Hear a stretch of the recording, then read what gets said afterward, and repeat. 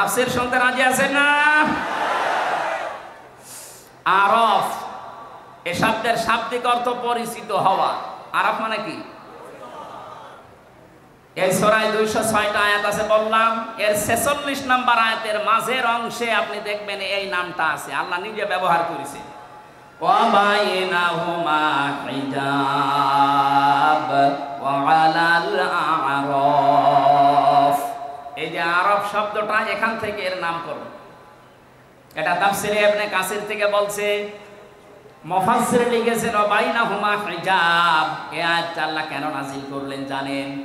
নবীজি ব্যাখ্যায় বলছিলেন কিয়ামতের দিন আল্লাহ বিশাল একটা প্রাচীর বানাবেন জান্নাত জাহান্নামের মাঝে।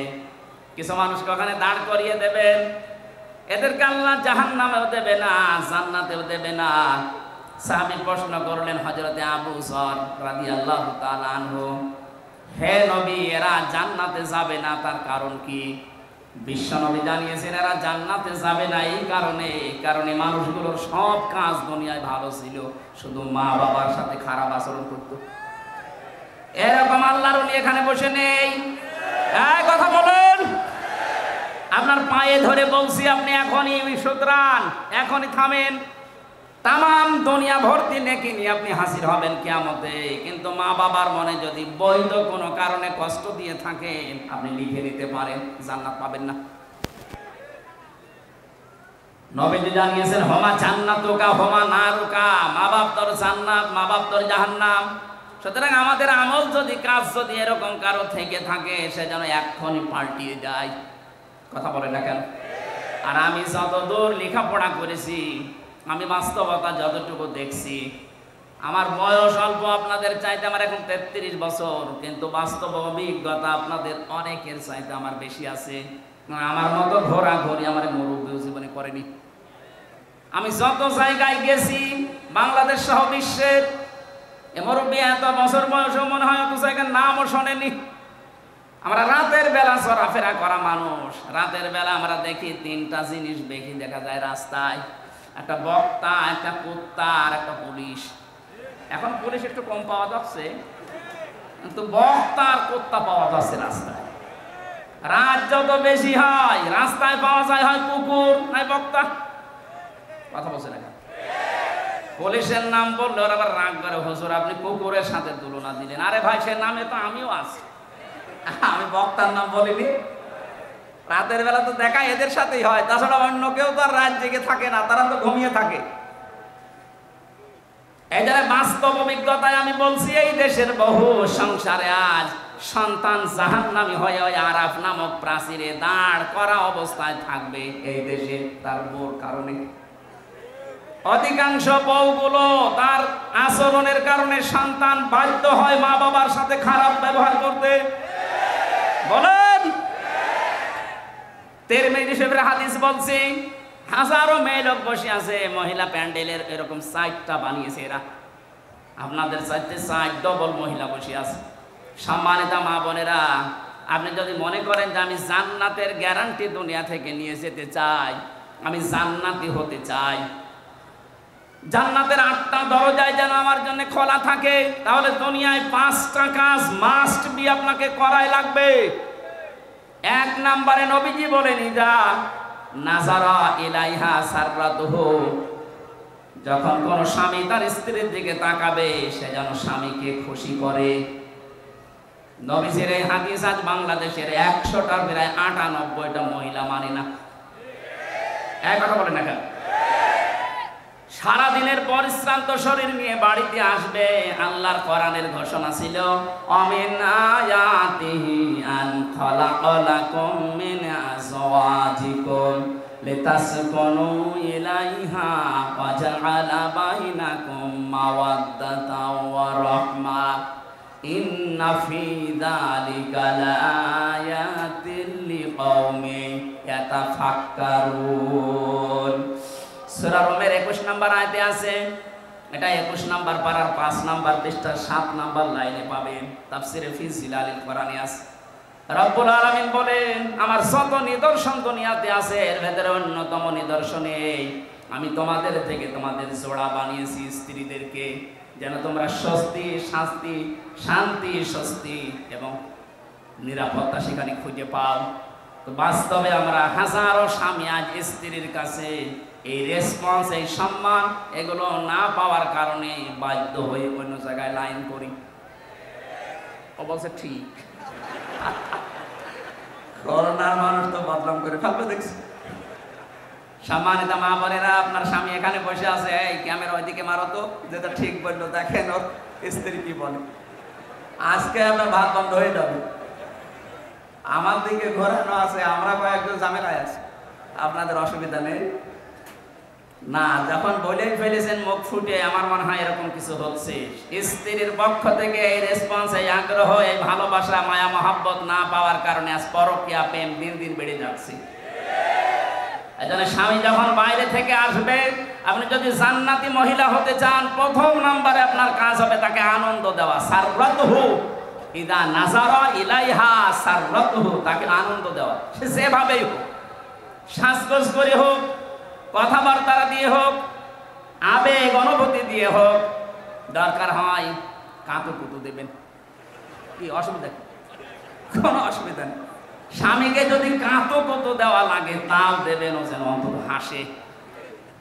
2 নাম্বার, ইদা গাবা আনহা হাফিজাতুহু, যখন আপনার স্বামী বাইরে থাকবে ওই সময়টা নিজের শরীর, নিজের সম্ভ্রম, ইজ্জত আপনি হেফাজত করে রাখবেন।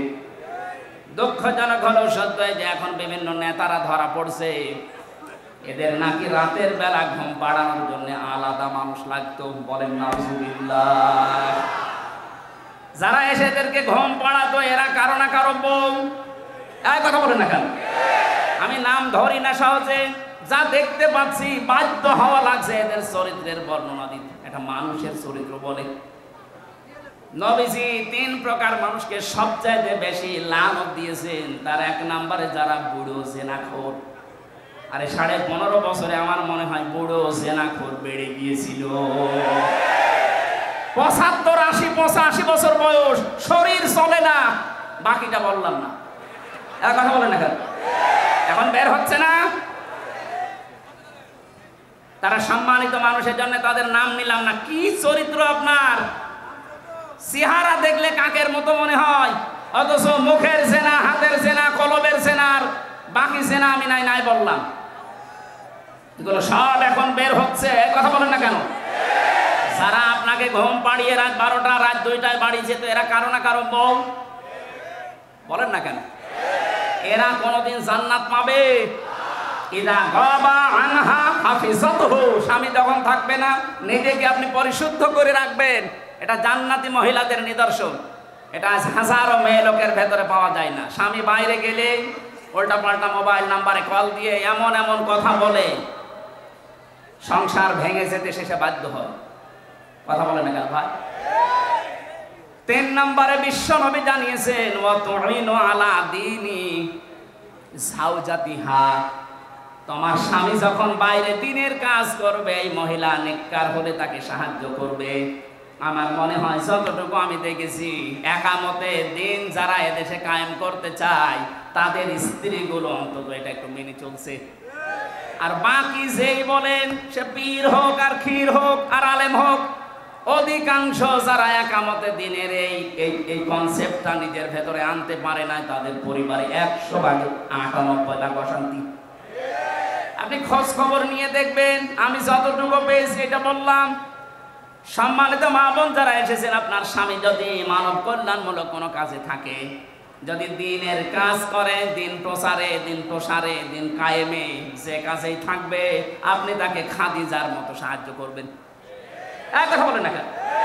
কিয়ামতের ময়দানে খাদিজাতুল কুবরাকে যেমন জান্নাতের দরজাগুলো ডাকতে থাকবে, আপনাকেও না নিয়ে যাবে না। তার জীবনী পড়লাম গভীর রজনীতে, হযরতে খাদিজাতুল কুবরা রাদিয়াল্লাহু তাআলা আনহা দরজার সাথে হেলান দিয়ে ঘুমিয়ে আছেন। মুহাম্মদ রাসূলুল্লাহ আসলেন, একটা মাত্র ডাক দিয়েছেন, খাদিজা। দরজা খুলে গেছে। ডাক দেয়া বলে, স্ত্রী এত রাত হয়ে গেছে, ঘুমাওনি? হযরতে খাদিজা বলে, হে রাসূল, আপনি দিনের দাওয়াত নিয়ে বাইরে থাকেন, 24 ঘন্টা আমি আতঙ্কে থাকি, কাফেররা না জানি কি আপনার উপরে কি করে ফেলে। যতক্ষণ বাড়িতে না আসেন আমার ঘুম হয় না। এরপরও যদি আমার ঘুম লেগে যায়, চিন্তা করি আমি আরামের বিছানায় ঘুমাবো, আপনি দিন প্রসার করে এসে রাতের বেলা আমাকে ডাক দিতে দিতে হয়রান হয়ে যাবেন, আপনি কষ্ট পাবেন দাঁড়িয়ে থাকতে। এজন্য আমার কষ্ট হলেও আমি এই জানালা দরজার সাথে লাগিয়ে নিজের পিঠকে হেলান দিয়ে ঘুমাই। নবীজি হযরতে খাদিজাকে বুকের ভেতরে জড়িয়ে নিলেন, কপালে গালে চুমা দিলেন, ডাক দিয়ে বললেন, খাদিজা আগামী দিন থেকে এরকম আর করবা না। খাদিজাতুল কুবরা ওই দিন নবীজিকে বলেছিলেন, হে আমার স্বামী, আমি একটা বিষয়ের গ্যারান্টি চাই। কি বিষয়? কবরে আমাকে যখন রাখা হবে, আমি আপনার মুখ থেকে কবরের বর্ণনা শুনেছি। পৃথিবীর থেকে বিদায় নেওয়ার পর জান্নাতে যাবার আগ পর্যন্ত ভয়ঙ্কর একটা জায়গার নাম কবর। আপনি আমাকে আজকে একটু কথা দেন, কবরে দেওয়ার পরে যে ফেরেশতা আসবে তাদের যে প্রশ্নের উত্তর, এটা আমি খাদিজা আমি দিতে পারবো না, আমার নিজের প্রতি নিজের বিশ্বাস নেই, আপনি এই জবাবটা নিজে দিয়ে দেবেন। নবীজি বললেন, আদম থেকে শুরু করে পর্যন্ত কেউ কারো কবরে জবাব দিয়ে দেয়নি, এটা আমি পারবো না। আপনি একটু লক্ষ্য করেন, এখানে নবীজি বললেন কি, আদম থেকে শুরু করে পর্যন্ত কেউ কারো কবরের জবাব দিয়ে দেয়নি, এটা আমি পারবো না। অথচ বাংলাদেশে বহু ভাণ্ড পীর এটা ছড়িয়েই দিয়েছে, এ দরবারে মুরিদ হলে কবরের হিসাব ওনাকে সে দিয়ে দেবে। এটা যে পুরা প্রতারণা, বাটপারি, চিটারি, আর কারো কাছে ফতোয়া নেওয়া লাগবে? এই ভ্রান্ত ধারণায় যারা আছেন, এক্ষুনি আপনি থামবেন। কিসের পীর, কিসের বাবা? নবীজি নিজে তার স্ত্রীকে গ্যারান্টি দিতে পারছেন না। হযরতে খাদিজাতুল কুবরা বলেন, হে নবী, আপনি যদি আমাকে কিছুই না বলেন, এই যে আমি সেজদায় গেলাম, আমার মালিক যখন কিছু না জানাবে, যতক্ষণ আমি সেজদা থেকে মাথা তুলবো না।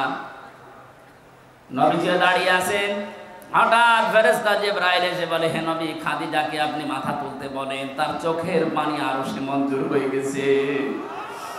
আল্লাহ রাব্বুল আলামিন নিজে আপনাকে অর্ডার দিয়েছেন, খাদিজার প্রশ্নের জবাব আপনি দিয়ে দেবেন। নবীজি বললেন, কি বলো জিবরাইল, আমি আজ পর্যন্ত কোনোদিন এ ব্যবস্থা কারো পক্ষে পাইনি, খাদিজার পক্ষে আল্লাহ দিয়েছেন, আপনাকে দেওয়া লাগবে। হযরতে খাদিজাকে ডাক দিয়ে বললেন, মাথা তোলো, তোমার চোখের পানি আরো সে পৌঁছিয়ে গেছে, তোমার কবরের জবাব দেওয়া লাগবে না, আমি নিজে দিয়ে দেব তোমারটা।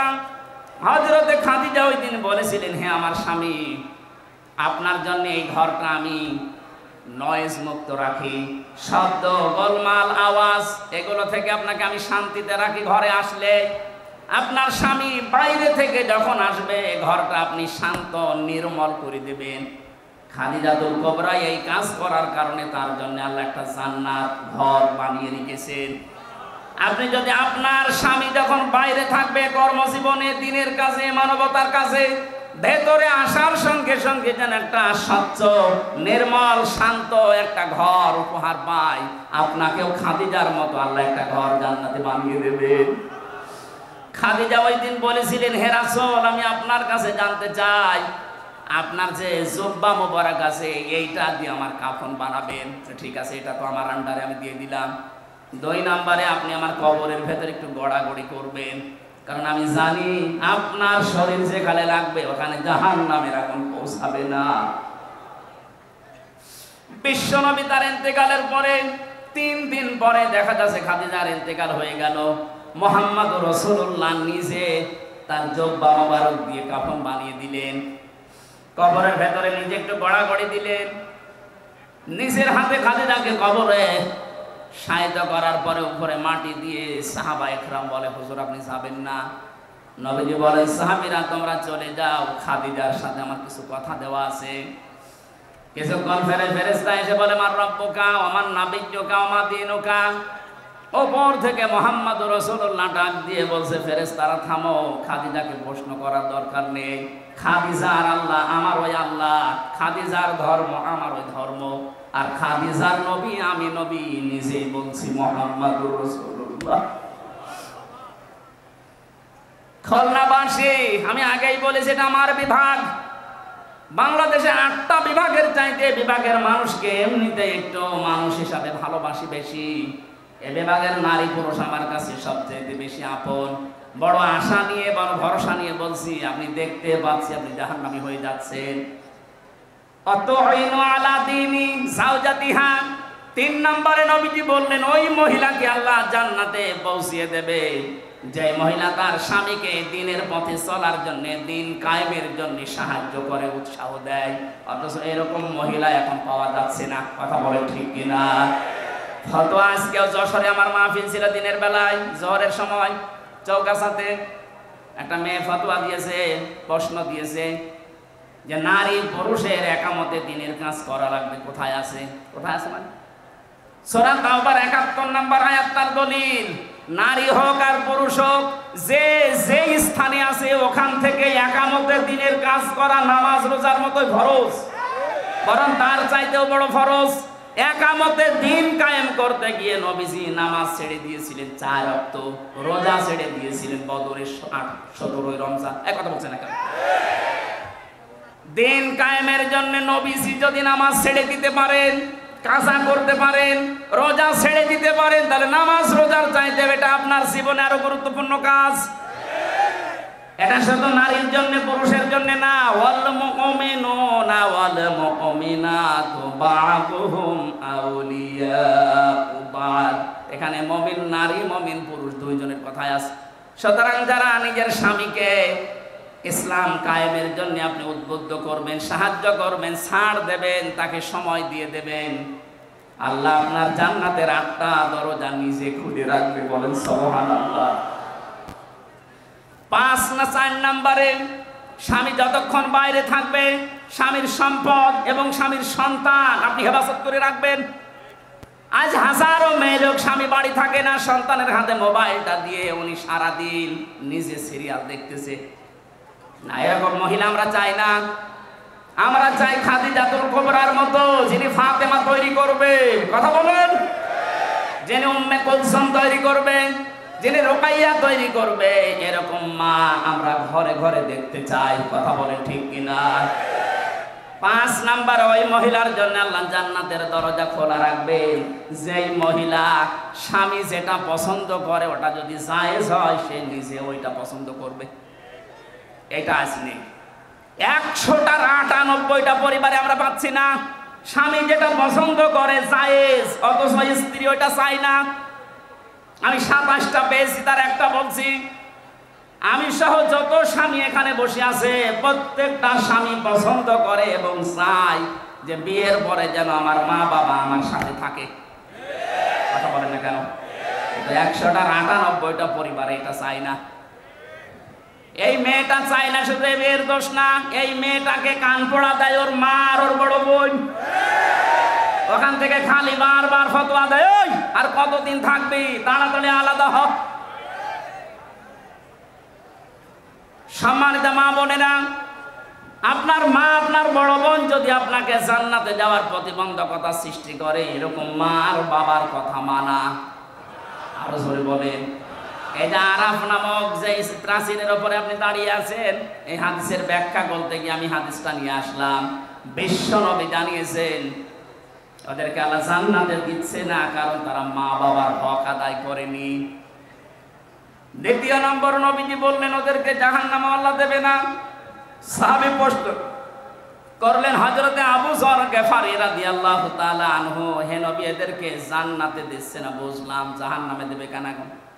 বিশ্ব নবী বলেন এই মানুষগুলো দুনিয়া আর যাই করুক একামতের দিনকে কায়েম করার জন্য সর্বাত্মক চেষ্টা চালিয়েছে, এই কারণে আল্লাহ তাদেরকে জাহান্নামে দেবে না। এটা শুধু খুলনা না, সারা পৃথিবীতে ছড়িয়ে যাচ্ছে। কত সাংবাদিক দেখছেন না? সবাইকে উদ্দেশ্য করে আমি ঘোষণা দিতে চাই, সূরা সফের 10 নম্বর আয়াতের দলিল, হাল আদুল্লুকুম আলা তিজারাতিন তুনজিকুম মিন আযাবিন আলীম। তোমাদেরকে এমন একটা ব্যবসার কথা বলবো যেটা করলে জাহান্নামের আগুনে যাওয়া লাগবে না। তুমিনুনা বিল্লাহি ওয়া রাসূলিহি ওয়া তুজাহিদুনা ফি সাবিলিল্লাহ বিআমওয়ালিহিম ওয়া আনফুসিহিম যালিকুম খায়রুল লাকুম ইন কুনতুম তা'লামুন। আল্লাহর প্রতি ঈমান আনার পরে, রাসূলের প্রতি ঈমান আনার পরে, দুইটাকে সামনে নিয়ে তাদের বিধান জমিনে কায়েম করার জন্য জান আর মাল দিয়ে যারা জিহাদ করবে তাদেরকে আল্লাহ জাহান্নামে দেবে না। সুতরাং এই পৃথিবীতে যারা দিন কায়েমের জন্য চেষ্টা চালান, অন্যান্য যদি কোনো গুনাহ হয়েও থাকে, আল্লাহ অন্তত আপনাকে জাহান্নামে দেবে না, গ্যারান্টি আমি দিতে পারি। জাহান্নামে যাবেন না, কিন্তু জান্নাতে যেতেও পারছেন না মা বাবার হক আদায় না করার কারণে। কথা বলেন না কেন? হাদিসের শেষে আমি আর পাইনি যে নবীজি আর জানাননি যে তারা যাবে কোথায়। খুলনাবাসী জান্নাতেও যেতে পারছেন না মা বাবার হক আদায় না করার কারণে, জাহান্নামে আল্লাহ দেখছেন না একামতে দিনের দায়িত্ব পালন করার কারণে। যদি ওই আরাফ নামক প্রাচীরের উপরে দাঁড়িয়ে থাকা লাগে, কি হবে বলেন তো?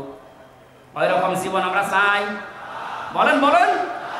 এই আরাফ নামক সূরা থেকে একটা মাত্র আয়াত পড়েছি, 206টা আয়াত এখানে আছে, 179 নাম্বার আয়াত। আমার আজকের আলোচনার বিষয় বিবেক। কি বললাম? আরো জোরে। বিবেককে যদি সত্যি কেউ কাজে লাগাতে পারে, জীবনেও সে রাস্তা হারাবে না, সে রাস্তা পাবেই। আজকে আমরা অনেকে রাস্তা হারিয়ে ফেলেছি বিবেককে কাজে না লাগার কারণে। দেখেন তো আল্লাহ কি জানিয়েছেন, ওয়ালাকাদ যারানা লিজাহান্নামা কাসীরাম মিনাল জিন্নি ওয়াল ইনস। আল্লাহ কথা শুরু করার আগে তাকিদ দিচ্ছেন। আল্লাহ পাক বলেন ওয়ালাকাদ, অবশ্যই, যারানা, আমি বানিয়েছি, তৈরি করেছি, লিজাহান্নামা, জাহান্নামের জন্য, কাসীরাম মিনাল জিন্নি ওয়াল ইনস, অধিকাংশ মানুষ আর জিন জাহান্নামে যাবে, এই জন্যে বানিয়েছি। প্রশ্ন আসতে পারে তাহলে আমাদের দোষ কি? যেখানে আল্লাহ কাসির দিলেন কলিল না দিয়ে, আবার কাসির না দিয়ে কাসির র একালিফ টান আছে। কলিল মানে অল্প, কলিলা মানে একেবারে অল্প, কাসির মানে অল্প, কাসির মানে বেশি, কাসির র মানে অনেক বেশি। কত বেশি আমাদের মেধা ধরবে না। আল্লাহ বলেন এত মানুষ আর জিন জাহান্নামে দেব। আমরা যেহেতু প্রশ্নই করে ফেলেছি আল্লাহ, তাহলে আমাদের দোষ কি? আল্লাহ বলেন দোষ আছে।